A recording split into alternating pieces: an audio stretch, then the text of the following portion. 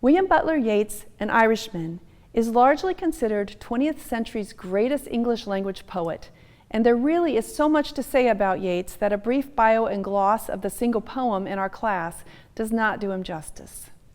The video offers a bit more detail about his concerns, and there are readings of several of his poems in the video. Among those poems read is When You Are Old.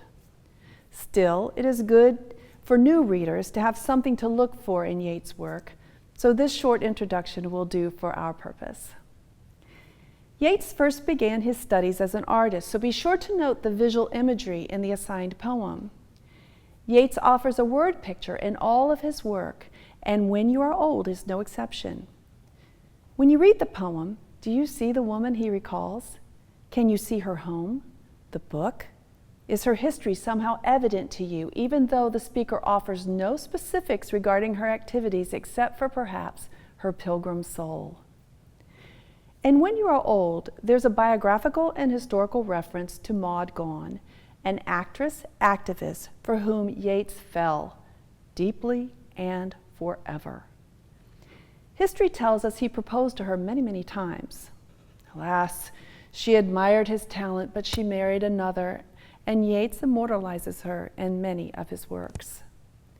The poem discusses love and time, and the tone is poignant with the pain and affection that memory evokes. The occasion, a word used in poetry instead of the word setting, is interesting.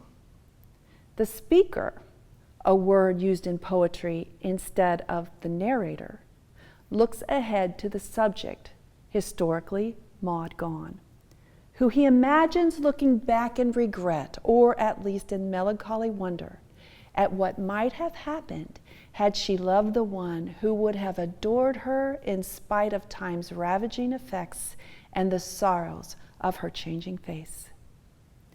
22 years after Yeats published When You Are Old, he married Georgiana Hyde Leeds, an intellectual and one interested in mysticism, much like Yeats himself.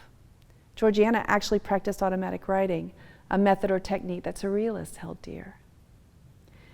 Yeats' work is punctuated with eras of personal emotion, political thought, and cosmology. But this particular love poem shows up in anthologies time and time again.